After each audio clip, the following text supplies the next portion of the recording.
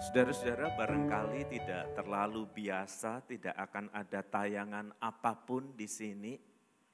Juga termasuk teks Alkitab juga tidak ada, karena secara pribadi saya makin lama makin khawatir. Anak remaja saya tidak pernah menyentuh Alkitab fisik lagi, dan kesulitan mencari kitab Wahyu di Perjanjian Lama. Padahal Wahyu Pramudia di depan mereka gitu.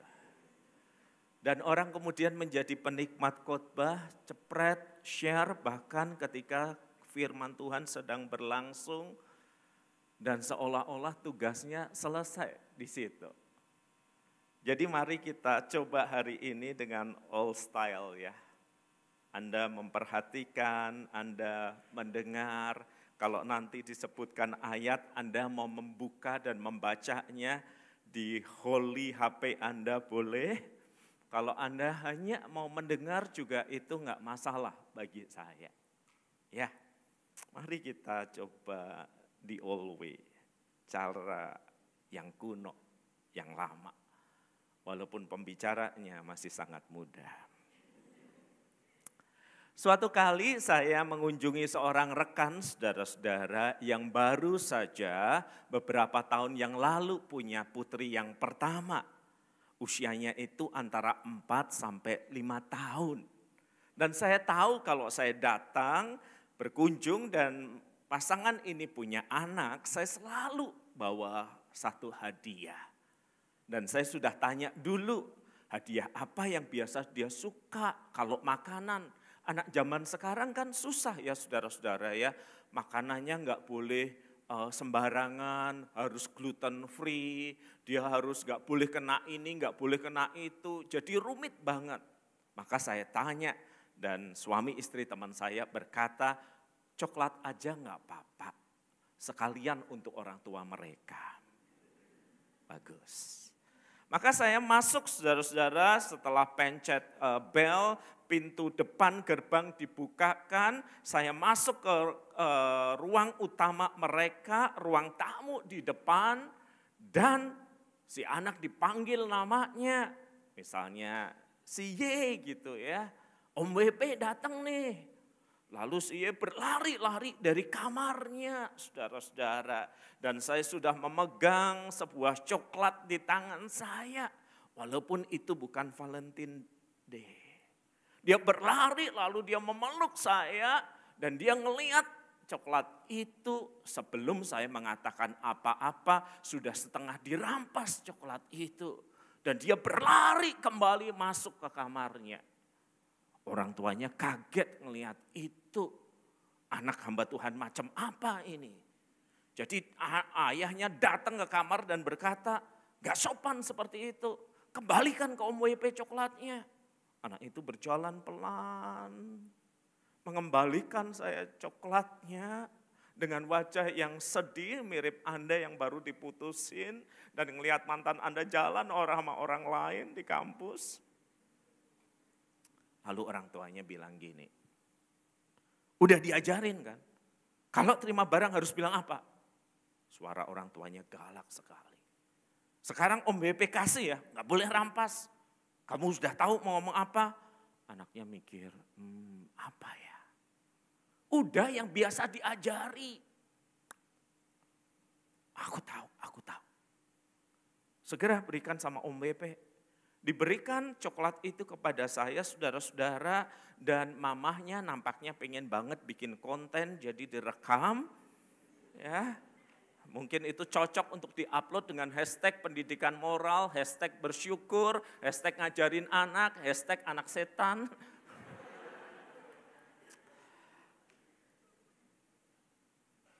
Terus dia nengok ke mamahnya, udah rekod mah, udah. Sadar kamera bener ya. Maka saya berikan dan anak itu menerimanya, matanya berbinar-binar. Papahnya enggak kelihatan di layar mendelik, memberi kode. Dan si anak lalu berkata, besok lagi ya Om.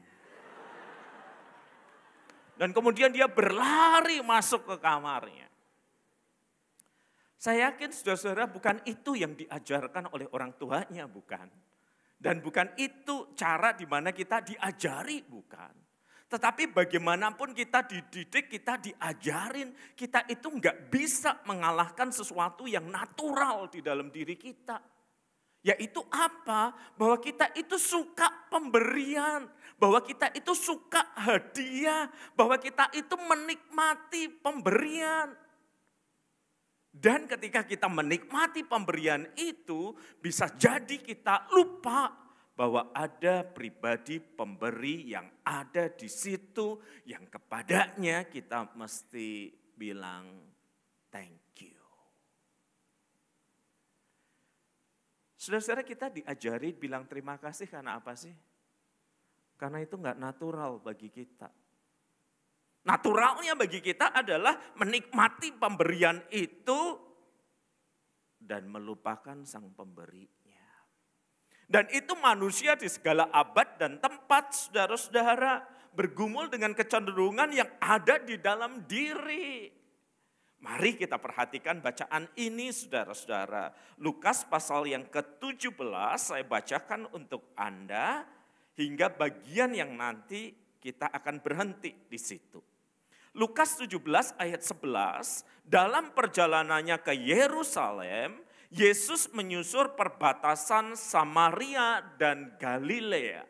Keterangan ini penting, saudara-saudara, soalnya bicara soal perbatasan Samaria, bangsa yang dianggap tidak kenal Tuhan, orang Yahudi KW karena mereka menikah dengan bangsa yang lain dan terpisah dari kelompok Yahudi mereka, orang yang dipandang gak kenal Tuhan, gak kenal segala sesuatu yang baik, dan Yesus berjalan di perbatasan itu. Daerah orang-orang yang dipandang tidak bertuhan, tidak baik, dan Galilea, daerahnya umat Tuhan. Ketika ia memasuki suatu desa, datanglah 10 orang kusta menemui dia. Mereka berdiri agak jauh. Nah, keterangan tempat itu menjadi penting karena kalau mereka kusta, maka mereka akan dibuang di daerah pinggir-pinggiran. Kusta itu adalah sebuah penyakit yang meninggalkan tanda di badan, kulit menjadi lebih putih, tidak teratur tanpa whitening, tanpa perawatan, dan beberapa bagian dari tubuh bisa saja lepas begitu saja karena mereka tidak lagi mengalami rasa sakit. 10 orang kusta yang dibuang itu tinggal di sebuah tempat tertentu. Dan keterangan ini benar, mereka berdiri agak jauh. Enggak berani dekat-dekat, kenapa? Karena mereka dilarang, nanti tertular bagaimana, nanti menulari bagaimana. Dan secara religius, kusta itu dianggap sebagai penyakit yang merupakan kutukan Allah.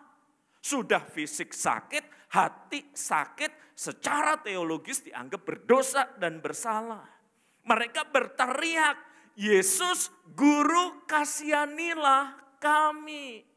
Oh, saya tidak tahu dari mana mereka bisa mengenali Yesus atau guru. Kan belum ada medsos waktu itu.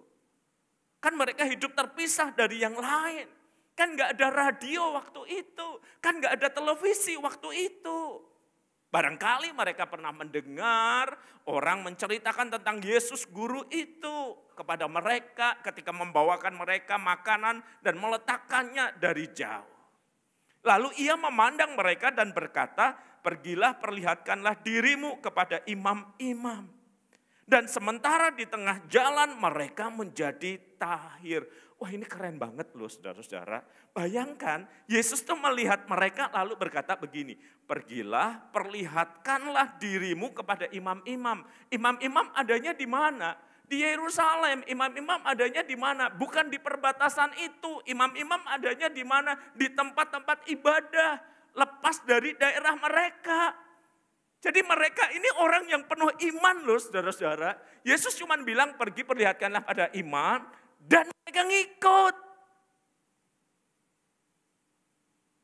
Bayangin kalau itu seandainya saya berkata kepada Anda ya.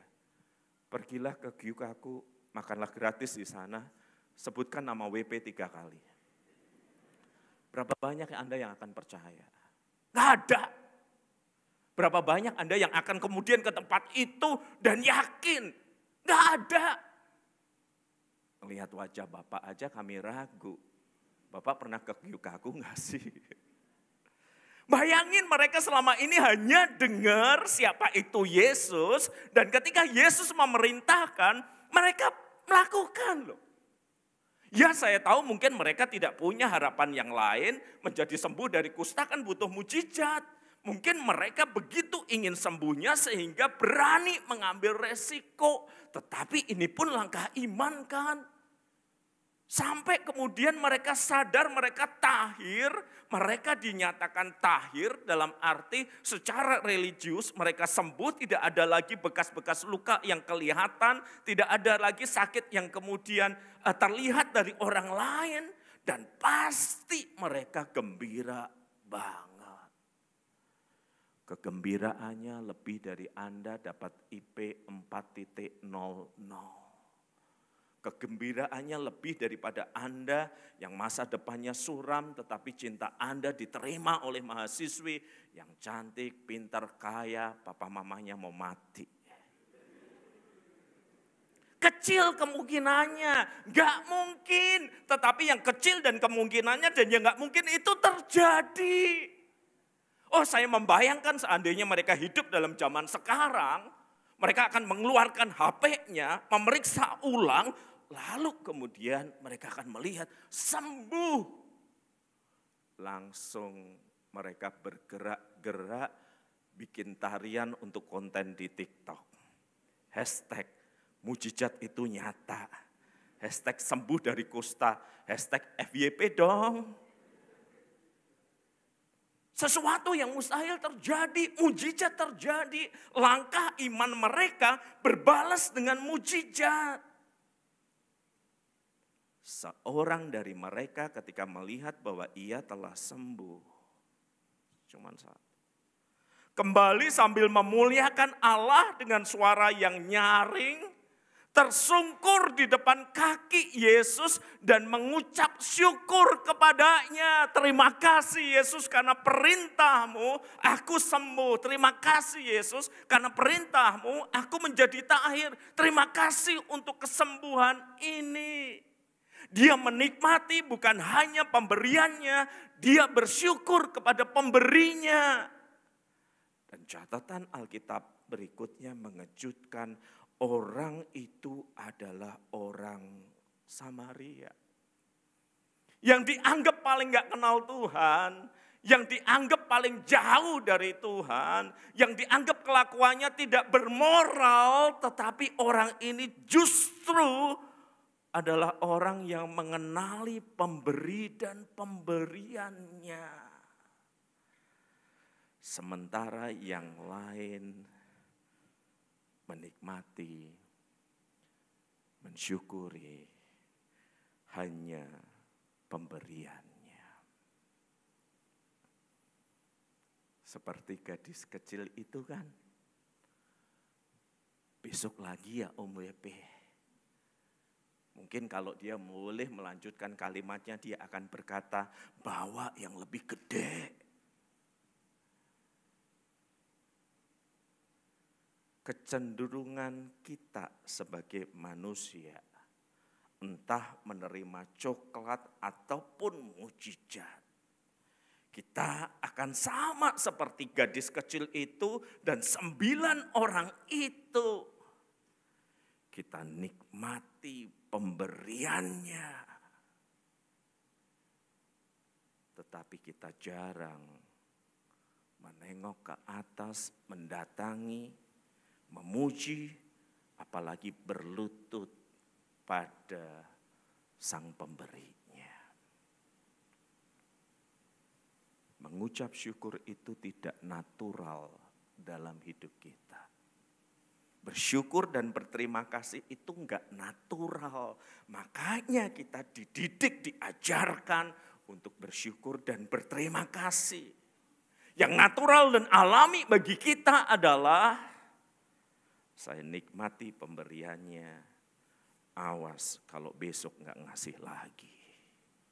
Saya nikmati mujizatnya, awas kalau ini yang terakhir. Menikmati pemberian tidak datang bersyukur kepada pemberinya adalah bagian yang melekat pada diri kita. Sehingga kita harus diajar untuk berterima kasih. 20 tahun lebih yang lalu saya pindah ke Surabaya. Tahun 2005 saya menikah dan menjadi seorang pendeta jemaat. Sebentar, sebelum kamu berpikir saya tua banget, enggak. Saya seumuran anaknya Pak Rektor. 20 atau 30 tahun lalu. Dan ketika kami tinggal di pastori rumah dinas itu, istri saya berkata, "Pak, kita kan cuman berdua ya, nggak usah cari kulkas yang besar. Cari kulkas aja yang 1 pintu kecil, atau kalau 2 pintu yang kecil aja. Kan nggak banyak barang dimasukin ke kulkas. Ya kan? Masuk akal saudara-saudara. Saya juga nggak ada rencana membunuh istri saya kemudian dimasukin ke kulkas gitu, nggak ada saya. Dan kemudian datanglah Natal saudara. Natal pertama kami kaget karena sebelum Natal itu kirimannya itu banyak banget saudara-saudara. Dari jemaat, dari kenalan, dari kerabat, kiriman makanan tuh banyak banget. Sampai kemudian kulkas kami nggak muat. Sampai udah dikasih, dikirim ke anak-anak, ke kenalan dan yang lainnya, gak muat. Sampai istri saya bilang, tahun baru kita mesti beli kulkas yang lebih besar. Antisipasif. Dan benar saudara-saudara, kami beli kulkas yang lebih gede lagi. Gak muat lagi waktu Natal. Sampai saya mau usul sama yang mengirim gitu, kok mbak dijadwalin tiap bulan aja gitu ya. Atau mentahannya aja gitu. Kadang-kadang yang ngirim itu kenal kami, dia bilang telepon gini, "Pak WP, ini ada 4 makanan yang sama, Bapak pengen gimana nih?" Saya nanya, "Bisa ditunda nggak dikirim tiap awal bulan gitu? Atau mentahannya aja bisa nggak?" Dan benar saudara-saudara, kami bersyukur makanan itu melimpah, dikirim banyak. Dan bertahun-tahun jumlahnya makin banyak sehingga kami ngerasa ini kulkas udah gak muat. Jadi kami belilah kulkas yang tingginya segini saudara. Beneran, lebarnya segini. Tuh anak saya kalau nakal bisa saya masukin sementara ke situ. Gede banget. 2 pintu. Dan hal yang sama terjadi. Tetapi hati kami berubah. Setidaknya hati saya. Saya panggil istri saya, "Non, yang belum ngirim siapa ya?" Si X ngirim apa ya, Non? "Oh, sama seperti tahun lalu." Oke. "Oh, ini lebih baik dari tahun lalu." Loh, ini kok kirimannya minimalis banget dari tahun lalu. Sesuatu berubah di hati saya. Dari pengalaman menerima dengan penuh syukur, sekarang menjadi apa? Kok cuman kayak gini sih? Kok nggak ngirim lagi sih? Kok di downgrade sih kirimannya?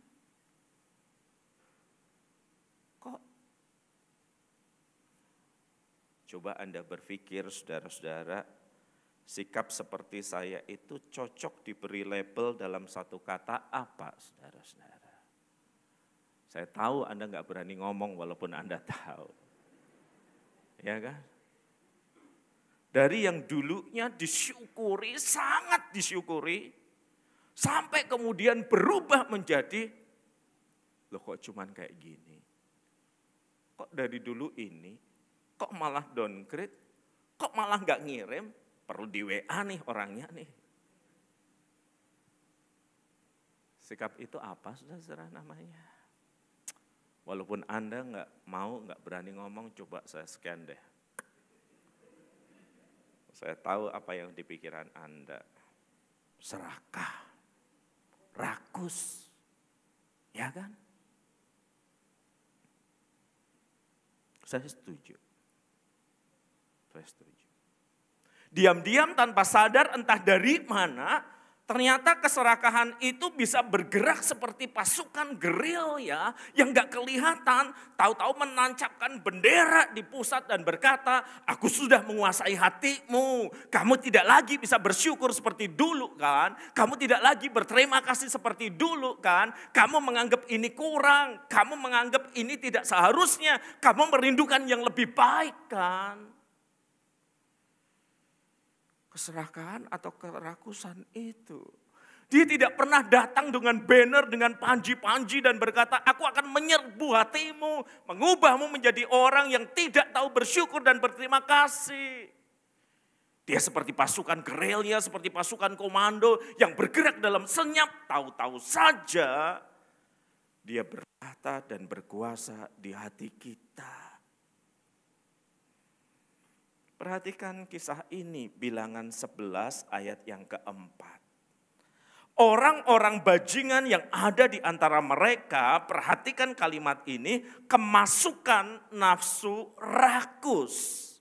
Dan orang Israel menangis pula serta berkata, siapakah yang memberi kita makan daging? Terjemahan bahasa Indonesia bajingan rada nggak enak. Sebenarnya kata Ibrani itu menggambarkan orang-orang dari bangsa yang lain yang mengikut orang Israel keluar dari tanah perbudakan menuju ke tanah terjanji.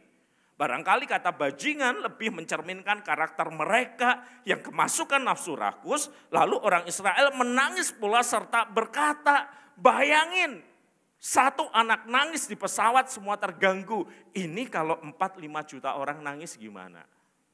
Kita bilangnya apa? Ibadah tangisan nasional, ratapan berjemaah, dan pasti mereka berkata siapa yang akan memberi kita makan daging. Ayat yang kelima, kita teringat kepada ikan yang kita makan di Mesir, di tanah terjanji itu, tanah perbudakan itu dengan tidak bayar apa-apa. Kepada mentimun, semangka, bawang pre, bawang merah, bawang putih. Ya kalau kita akan ngomong, saya teringat saya makan nasi padang.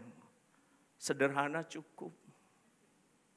Tetapi sekarang kita kurus kering, tidak ada sesuatu pun kecuali mana ini saja yang kita lihat. Gila ini. Ini orang berjalan keluar dari tanah perbudakan. Mereka berjalan melewati padang gurun yang tidak mudah.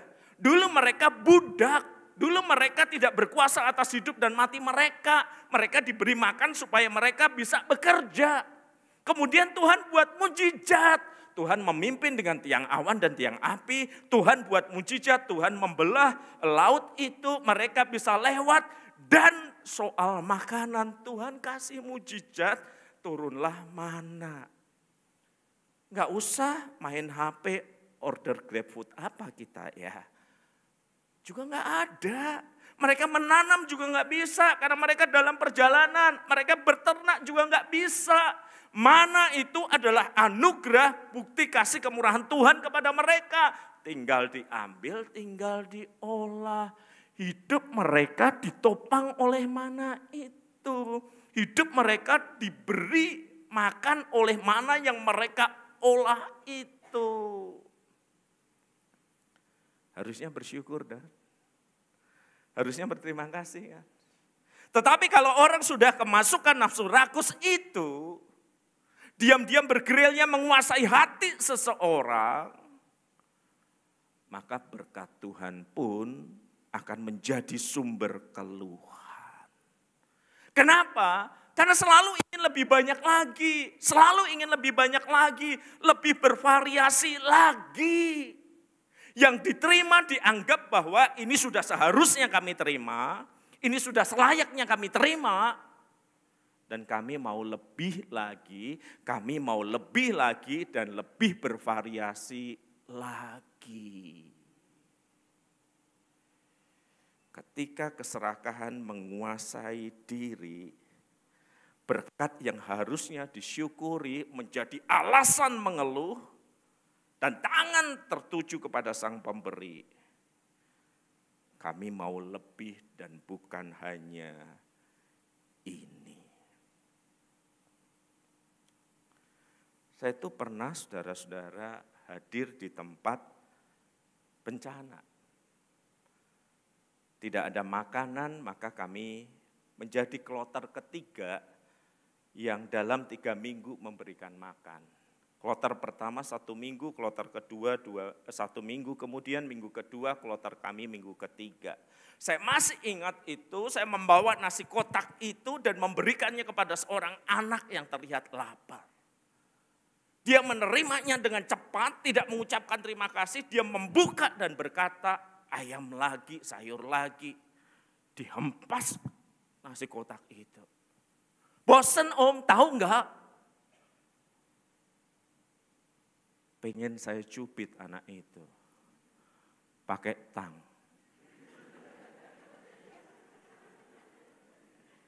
Ini enggak mudah membawa bantuan ke daerah itu.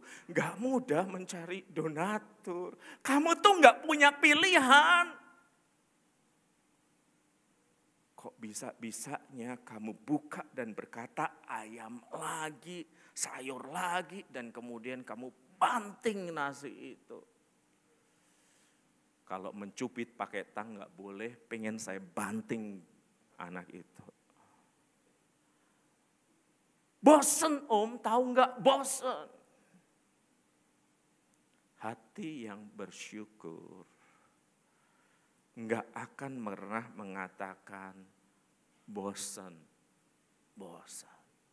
Hati yang bersyukur akan melihat bahwa setiap pemberian itu cerminan hati sang pemberinya. Sehingga ketika saya tidak bisa, kita nggak bisa menghargai pemberiannya, kita merasa ini kurang, ini tidak pantas, tidak bervariatif, kita secara tidak langsung sedang menuduh, kamu tuh nggak benar-benar mengasihi atau sayang sama aku.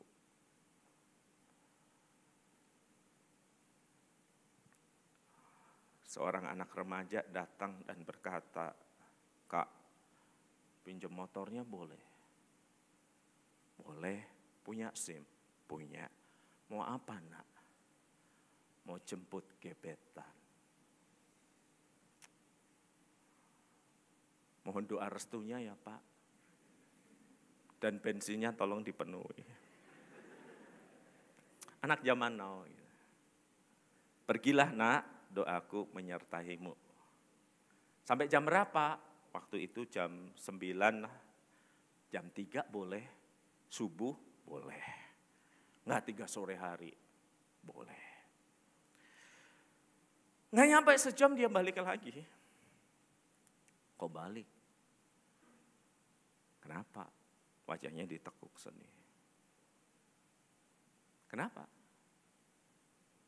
Dia bilang, aku enggak biasa naik sepeda motor nanti masuk angin kak. Dia bilang gitu. Kalau kamu nggak bisa jemput pakai yang setir melingkar, nggak usah kenal lagi sama aku. Kak, padahal ini kan aku juga nggak punya, aku minjem sama kakak gitu loh. Bos setidaknya dihargai upayaku. Saya bilang tenang nak, gampang, pasang setir yang melingkar di situ.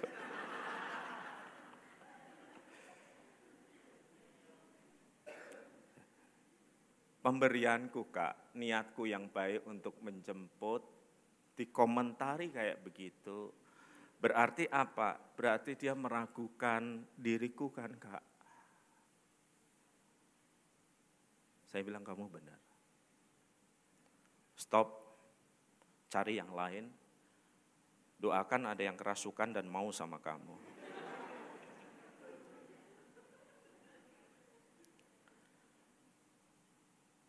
Hati manusia itu nggak biasa dengan berterima kasih. Hati manusia yang nggak biasa berterima kasih ini seiring waktu malah bisa menjadi lebih ekstrim lagi. Dikuasai kerakusan. Kerakusan bukan hanya rasa tidak mampu bersyukur, tetapi kerakusan ditunjukkan pada protes pada sang pemberi. Engkau tidak memberi kami selayaknya. Engkau bisa memberi lebih dan engkau hanya memberi kami sedikit. Engkau tidak maksimal, engkau tidak berjuang untuk memberi kepadaku. tanpa pernah berpikir, aku ini siapa? Sehingga Tuhan memberi sesuatu kepadaku. Aku ini siapa sehingga Tuhan memelihara hidupku setiap hari dengan mana? Aku ini siapa sehingga Tuhan itu menganugerahkan banyak pemberian termasuk keselamatan kekal itu kepadaku. Lihat pada tahap awal orang itu menikmati pemberiannya, lupa pada sang pemberi. Kalau hati manusia sudah serakah, dia akan menginjak pemberian itu. Dan dia akan mengingat sang pemberi sambil berkata, kamu tidak cukup mengasihi aku. Karena yang ada cuman kayak begini, kami mau yang lebih dari itu. Tidak tahu diri. Itulah akar dari tidak bisa bersyukur. Itulah akar yang lebih dalam dari kerakusan. Makanya saudara-saudara Rasul Paulus menulis dalam 1 Tesalonika 5 ayat yang ke-16, 17, 18. Perhatikan rangkaian nasihat yang diberikan kepada umat waktu itu. Ayat 16, bersukacitalah senantiasa, tetaplah berdoa, mengucap syukurlah dalam segala hal. Nah, perintah mengucap syukur ini diberi alasan. Yang tadi tidak kan, bersukacitalah senantiasa, tetaplah berdoa, tetapi mengucap syukur diberi alasan. Mengucap syukurlah dalam segala hal, sebab itu yang dikehendaki Allah di dalam Kristus Yesus bagi kamu. Ditegaskan ini kehendak Allah. Kenapa harus ditegaskan? Kenapa harus diperintahkan? Karena secara natural itu bukan perilaku kita. Tetapi sebagai orang yang telah diciptakan baru di dalam Kristus, sadar dan tahu siapa diri kita. Sehingga bisa melihat sang pemberi yang sudah berkarya banyak dalam hidup kita, juga memberikan Kristus mati bagi kita. Kita bisa berdiri di hadapannya dengan hati yang penuh ucapan syukur. Ketika kita sadar siapa diri kita, ketika kita mengingat apa yang diberikan Bapa di surga di dalam dan melalui Kristus. Hati yang bersyukur adalah salah satu karakteristik orang Kristen yang utama.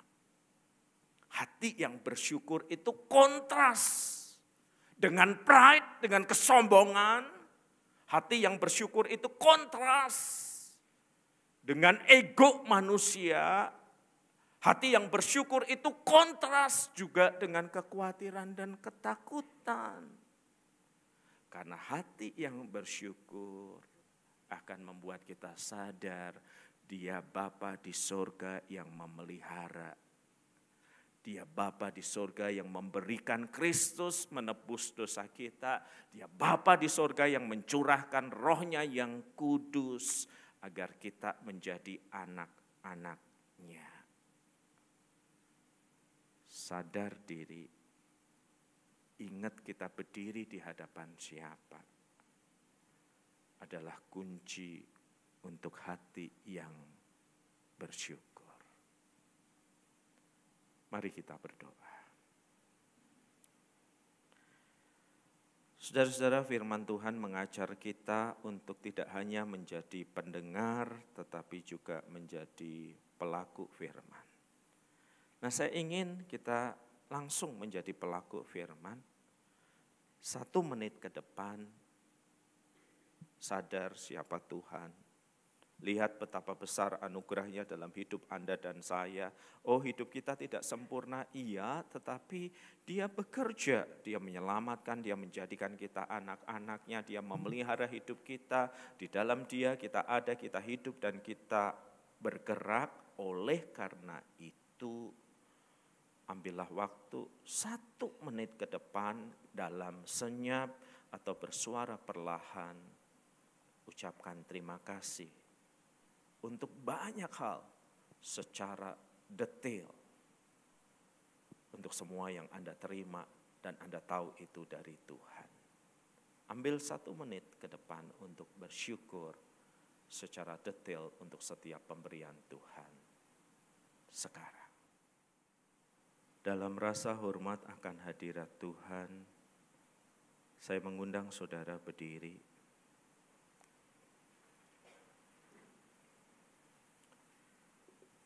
Selain kata, biarlah gestur tangan kita ingin mengatakan terima kasih. Anda boleh mengangkat tangan Anda boleh menaruh tangan di dada, Anda boleh melakukan ekspresi apapun dengan tangan Anda. Tetapi biarlah gestur tubuh dan tangan kita secara khusus, kita ingin mengatakan terima kasih.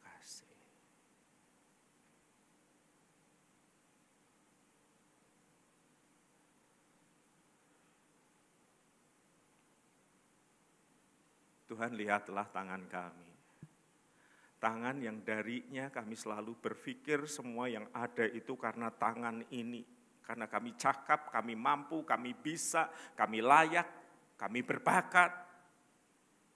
Tapi firman-Mu berkata kepada kami bahwa kami ada hidup dan bergerak karena Tuhan ada di dalam hidup kami. Dan izinkan kami datang dan bersyukur dan berterima kasih dengan gestur tangan kami. Terima kasih untuk setiap pemberian-Mu. Yang terlihat maupun yang tak terlihat, yang terasakan maupun yang tak terasakan. Kami mau hidup di dalam pengucapan syukur. Karena ini satu-satunya obat melawan ketidakmampuan bersyukur dan bahkan keserakahan yang diam di dalam diri kami. Dan di dalam hati yang penuh rasa syukur, kami arahkan diri kami untuk menerima berkat Tuhan. Kasih dan pemeliharaan Bapa yang di surga. Cinta dan pengorbanan Yesus Kristus yang menjadikan kami anak-anak Allah. Sukacita dan damai sejahtera yang melampaui pikiran menyertai hidupmu dari sekarang sampai selama-lamanya. Dan biarlah setiap umat Tuhan berkata,